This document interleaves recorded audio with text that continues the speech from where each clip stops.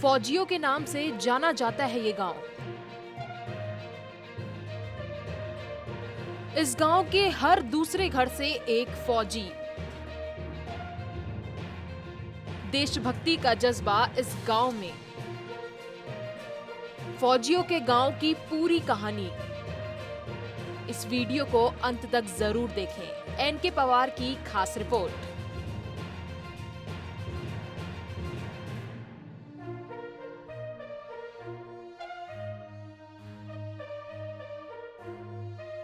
आज तक आपने अलग अलग तरह के गांव देखे होंगे, लेकिन आज मैं जिस गांव की बात करने जा रहा हूं, इस गांव को फौजियों के गांव के नाम से जाना जाता है। जी हां, ये बैतूल जिले का आमला ब्लॉक का अंधारिया गांव है, जहां पर ये कहते हैं कि हर एक घर के बाद वाला घर, इसमें सैनिक निवास करता है। इस घर के जो बच्चे हैं वो सेना में अपनी सेवा दे रहे हैं। सेना के साथ साथ अगर बात की जाए तो पुलिस विभाग की अगर बात करें, नेवी की अगर बात करें, एयरफोर्स की अगर बात करें, तो इन संस्थानों में भी देश के अलग अलग तरह से जो संस्थानें हैं, इन संस्थाओं में भी यहाँ के बच्चे सेवा दे रहे हैं। बच्चे तो हैं, लेकिन बहुओं की अगर बात की जाए तो बहुएं भी है यहाँ की जो सेना में सेवा दे रही है, बेटियां भी है। तो कहीं ना कहीं आप समझ चुके हो कि मैंने इस गांव को फौजियों का गांव क्यों कहा, क्योंकि यहाँ पर हर एक युवा में एक जज्बा है कि वो देश की सेवा करे, देश के लिए कुछ भी कर गुजरे, जिसको लेकर के बच्चे शुरू से ही अपनी तैयारियां करते हैं। मेरे पीछे आप देख रहे हैं, यहाँ नौजवान हैं, बुजुर्ग हैं, ये सारे लोग इस बात के साक्षी हैं कि ये गांव आखिर क्यों फौजियों का गांव कहा जाता है। मेरे साथ जो लोग हैं, मैं इनसे बात करता हूं ताकि आपको भी पता चल पाए कि मेरे कहने का आशय क्यों यथार्थ है। जी, मेरे साथ में यहाँ पर सर हैं। जी सर, क्या शुभ नाम लिखते हैं आप? धनीराम गढ़ेकर। धनीराम जी, बताएं कि इस गांव को फौजियों का गांव क्यों कहा जाता है? फौजियों के नाम से इस गांव को जानने का कारण ये है कि यहाँ से लगभग 200 सैनिक भारत माता की सेवा कर रहे हैं, और देशभक्ति का जो भाव है, देश प्रेम का जो भाव है, लोगों को यहाँ विरासत में ही मिला है। हमारे गांव में यहाँ पर 3 स्वतंत्रता संग्राम सेनानी हुए हैं और एक लोकतंत्र सेनानी है। तो देश प्रेम का भाव तो इस मिट्टी में था ही, और यहाँ पर पहले लोग शारीरिक एक्टिविटीज़ भी करते थे, और वॉलीबॉल का एक खेल यहाँ पर होता था, तो वो भी नेशनल स्तर के यहाँ खिलाड़ी रहे हैं। तो गांव में वो भी एक कारण था, तो बच्चे शारीरिक फिजिकल एक्टिविटीज़ करते थे, तो उससे भी उनको एक एडवांटेज मिला, और देश प्रेम का तो भाव ही था कि हमको देश। देखिए, साफ कहना है इनका कि जैसा आप बीज बोएंगे वैसा आपको फल मिलेगा। तो जायज़ है कि इन लोगों ने जिस तरह की मेहनत की और जो बच्चे फौज में गए, तो कहीं ना कहीं इन लोगों का बड़ा एक श्रेय। हमारे साथ नौजवान भी है। किस तरह से आप मानते हैं आपके गाँव के जितने लोग देश सेवा में लगे हुए हैं? जी, हमेशा हमें यहाँ पे मोटिवेशन मिलते रहता है उनका। और यहाँ पर हमारा अभी जैसे देखा है तो प्रतिवर्ष हमारे देश मतलब युवाओं को और सभी गांव वालों को देशभक्ति के इससे हम प्रेरित करने का काम करते हैं। जैसे पुलवामा हमले में जो शहीद हुए थे, उन जवानों को भी हमने 14 फरवरी को प्रतिवर्ष श्रद्धांजलि देने की मतलब कार्यक्रम करते रहते हैं। जितने भी देशभक्ति कार्यक्रम रहते हैं हमारे द्वारा, युवाओं के द्वारा किए जाते हैं। देखिए, कहीं ना कहीं उन लोगों को अप्रिशिएट करने के लिए, या जो कभी कुछ होता है तो उसको बराबर सेलिब्रेट करते हैं, कहीं गम रहता तो गम भी मनाया जाता है। तो ये कह सकते हैं कि यहाँ के लोग हर समय उन सैनिकों का हौसला अफजाई करते हैं जो लोग देश की सेवा में हैं। हमारे साथ गुरुजी भी है जिन्होंने बच्चों को पढ़ाया है। जी गुरुजी, क्या शुभ नाम लिखते हैं? नरेंद्र प्रसाद सोनी। सोनी जी, बताएं किस तरह से आपने बच्चों को पढ़ाया और कितने बच्चे आपके पढ़ाए हुए हैं, देश की सेवा में हैं? जी, उस समय यहाँ गवर्नमेंट स्कूल 8 तक था, फिर हमने हायर सेकेंडरी स्कूल खोला रविंद्रनाथ टैगोर के नाम से 89 से।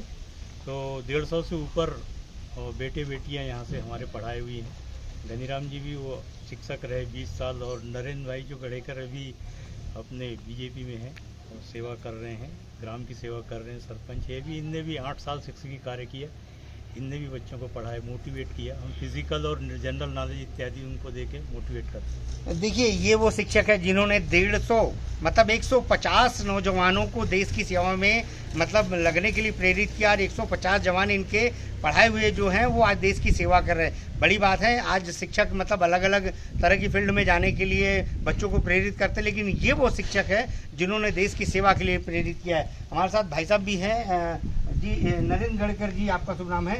नरेंद्र जी, बताएं किस तरह से आप इस पूरे गांव को लेते हैं, क्या पहचान आगे और बरकरार रखना चाहेंगे आप?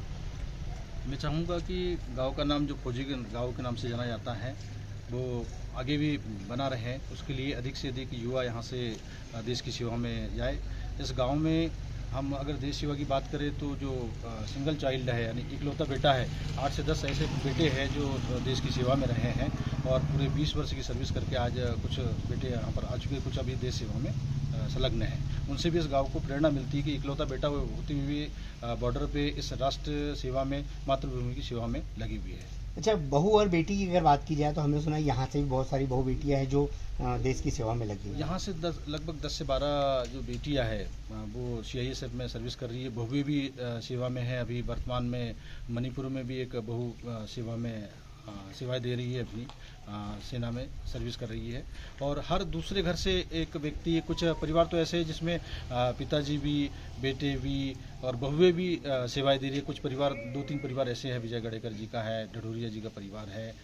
इन परिवारों में पूरे के पूरे बच्चे जो है वो देश सेवा में लगे हुए हैं। देखिए, कहीं ना कहीं देखिए, अब बेटों के साथ साथ बहुएं जो है वो भी देश सेवा में लगी हुई है, बेटियां भी लगी हुई है। तो वाकई इस जो फौज का हमने जो नाम दिया था कि फौजियों का गांव, ये वाकई फौजियों के गांव के नाम से जानने लायक है और इसकी तारीफ करना बहुत जरूरी है। हमारे साथ एक फौजी भी है जो रिटायर होकर के यहाँ पर अब आए। इन्होंने भी देश की सेवा 17 साल की है। हम इनसे जानते किस तरह से इन्होंने अपना सफर तय किया था, क्या शुरुआत में इन्होंने सोचा था और किस तरह से पूरी देश की सेवा करके वापस लौटे और अब आगे क्या कर रहे हैं। जी, क्या शुभ नाम है आपका? मेरा नाम पूर्व सैनिक देवेंद्र कुमार नरवरे है।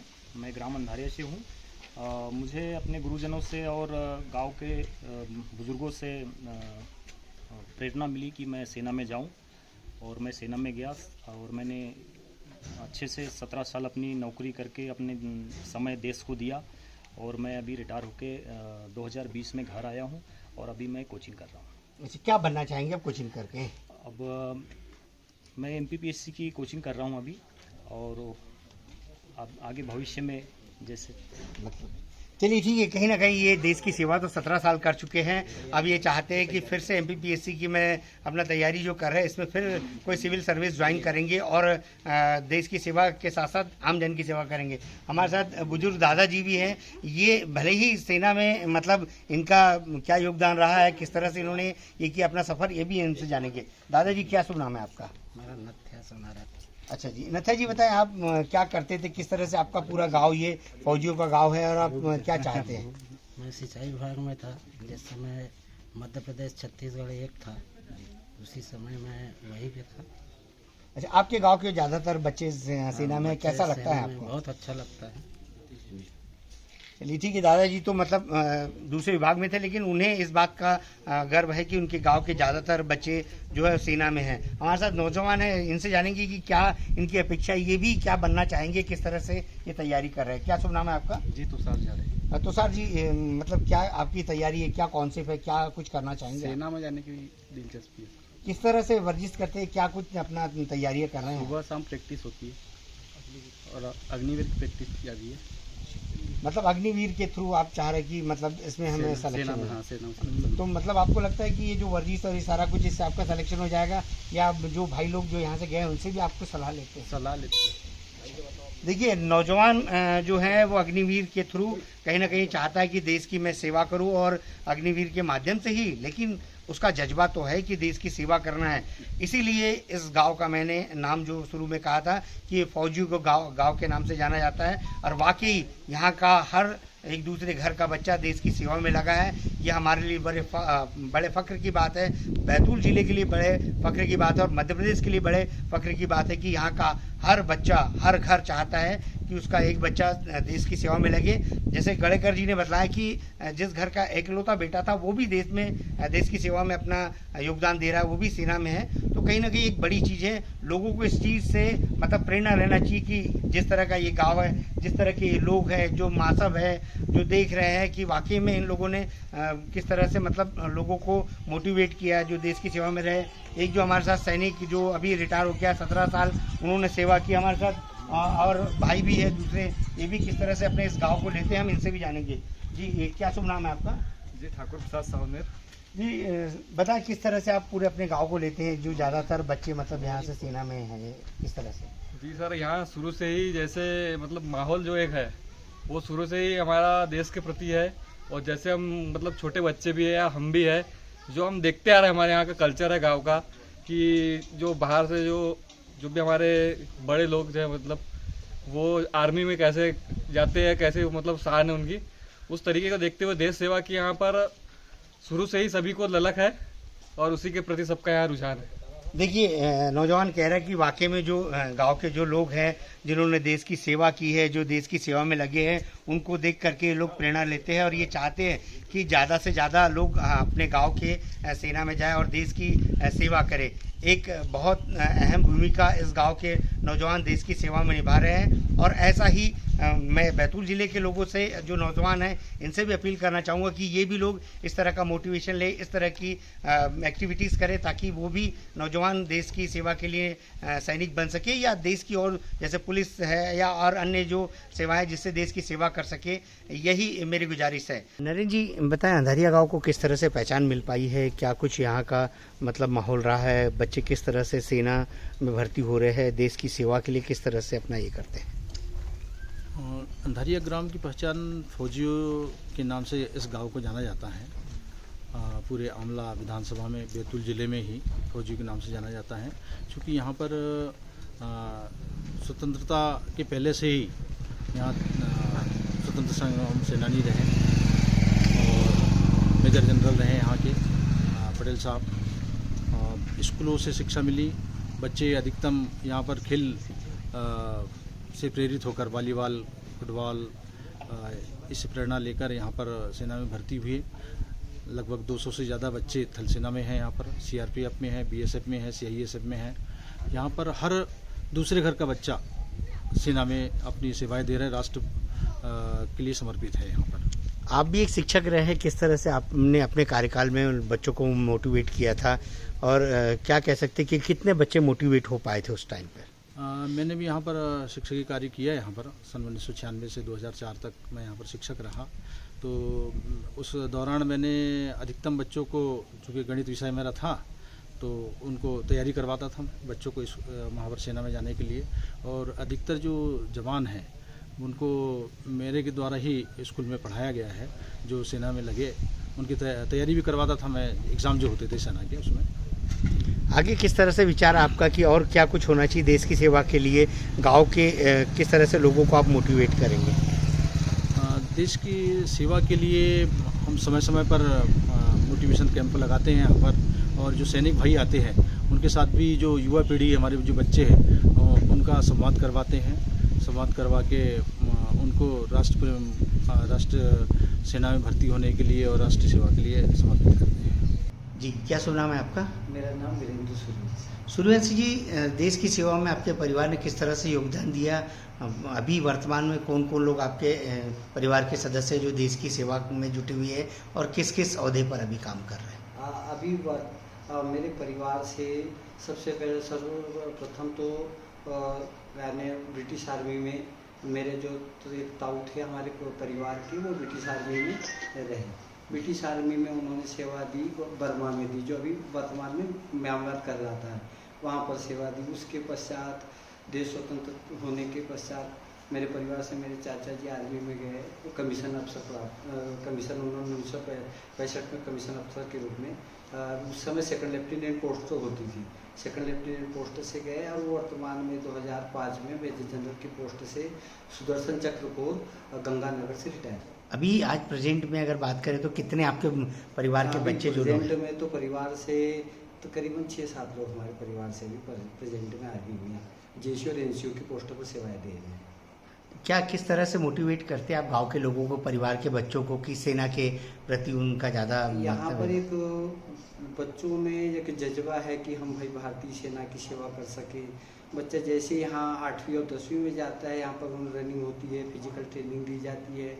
हमारे यहाँ कुछ एनजीओ है पंचायत की ओर से, यहाँ पर स्टेडियम भी, एक मिनी स्टेडियम है, वहाँ पर बच्चे तैयारी करते हैं, लोग उन्हें मोटिवेट करते हैं, रिटायर्ड आर्मी पर्सन उन्हें और ट्रेन करते हैं। सर, क्या शुभ नाम है आपका? नरेंद्र प्रसाद सोनी। जी सर, क्या पेशे से आप क्या है और किस तरह से इस पूरे गांव के लोगों को आपने मोटिवेशन किया है? कितने लोग आपके जो सिखाए वाले बच्चे सेना में? जी, करीब 150 बच्चे, बेटी बेटियां यहाँ से जो स्कूल से पढ़ के निकली और बाकी पहले से भी रहे। और Rabindranath Tagore higher secondary school के नाम से स्कूल, उसमें प्राचार्य पद पे भी था और संचालक मंडल में भी हम लोग मिलकर स्कूल चलाते हैं, नरेंद्र वडेकर जी वगैरह सब मिलके।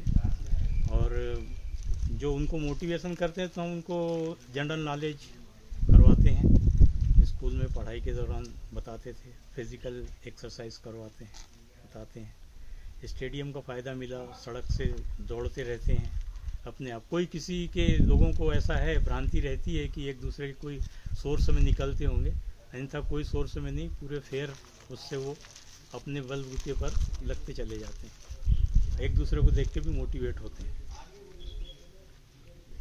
आसपास के गांव वालों का कैसा, किस तरह से बच्चों को ये करते हैं? आसपास के गांव वाले ये ससावड़ है, ससुंदरा है, देवठान है, नानपुर है, मोरनढाना है, नाहिया है, ये सारे बच्चे यहाँ आते हैं। और दूसरी बात ये है कि यहाँ के जो वो हैं,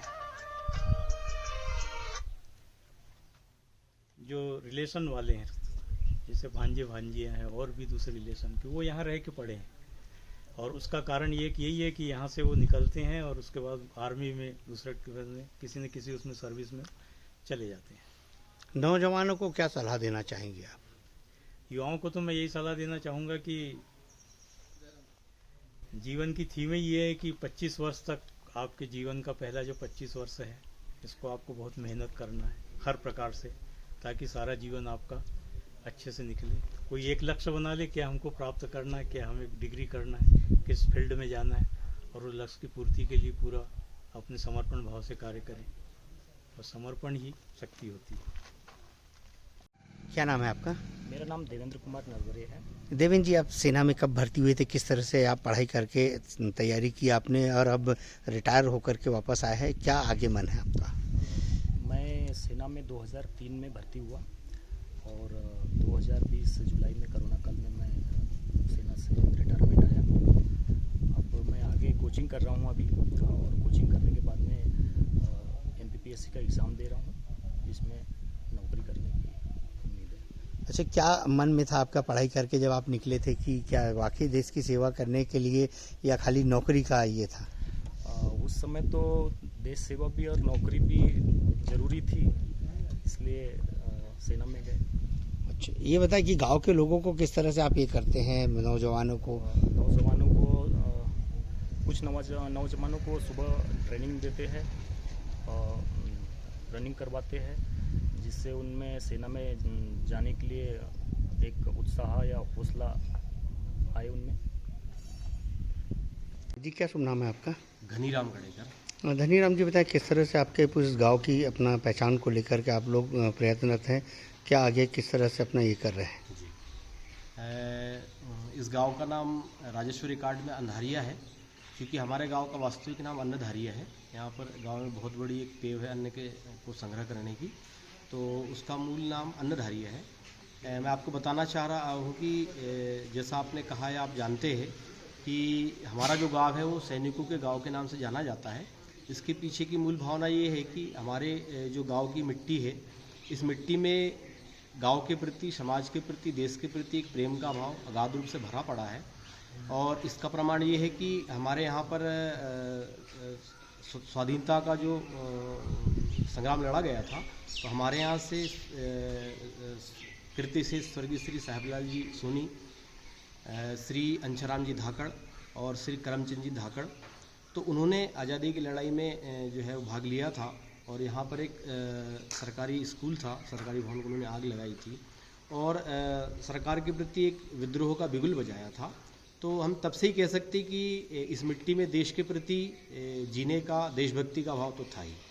उसके बाद 1975 में जब इमरजेंसी हुई, उस समय भी हमारे यहाँ से स्वर्गीय श्री अंशराम जी झारिया, वो भी लोग निशाबंदी रहे और लोकतंत्र सेनानी रहे।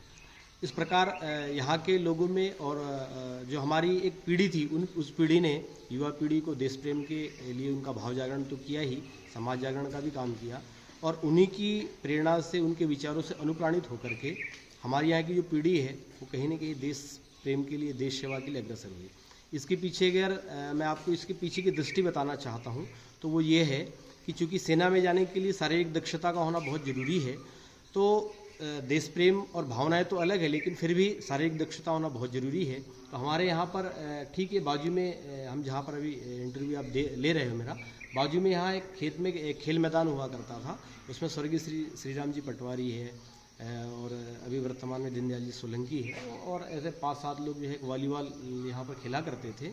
और उनकी प्रेरणा से जो गांव का युवा है वो धीरे धीरे उस वॉलीबॉल खेल से जुड़ा।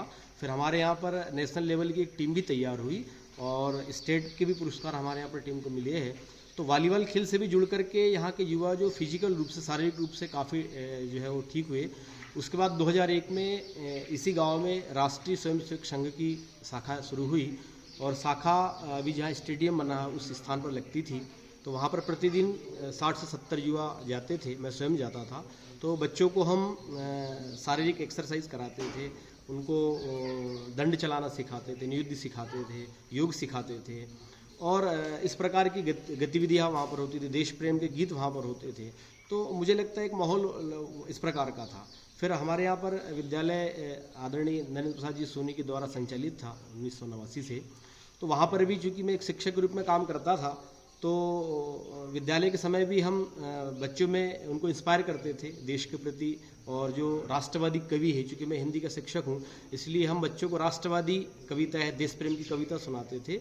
और सवेरे 4:30 बजे जागरण होता था, तो हम उनको शारीरिक जो है संघ स्थान पर कराते थे।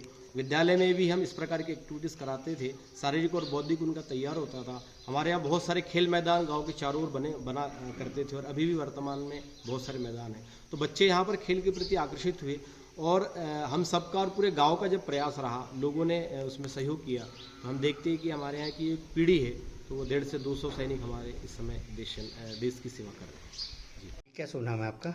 मेरा नाम सर अरविंद बर्डे है। अच्छा बर्डे जी, आप ये बताएं कि आपके परिवार में कितने सदस्य सेना में रहे, और किस तरह से आप लोगों ने मतलब ये सेना का ही मतलब क्यों रुख चुना? सर हम 3 भाई हैं। क्योंकि मेरे पापा थे वो मैं बचपन में ही एक्सपायर हो गए, जो कि एक शिक्षक थे।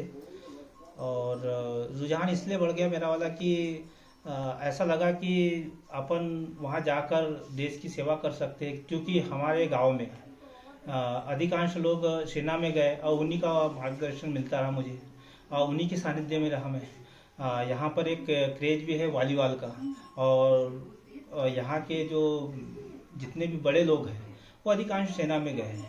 तो उन्हीं को देखकर मुझे भी ऐसी इच्छा होती थी कि वर्दी पहनना अच्छा लगता है, और उसी के लिए मैं मेहनत करते रहा। और साथ में यहाँ के जितने भी बड़े हमारे सम्मानीय हैं, उनका मेरे को काफ़ी मार्गदर्शन मिलते रहा, और उसी की वजह से मैंने यानी कि सेना में जाने की इच्छा जाहिर की। आपके परिवार के कितने सदस्य सेना में है? सर मैं और मेरे 2 भाई है। एक मेरा भाई आर्मी में है, और छोटा वाला भाई है वो आरपीएफ में है।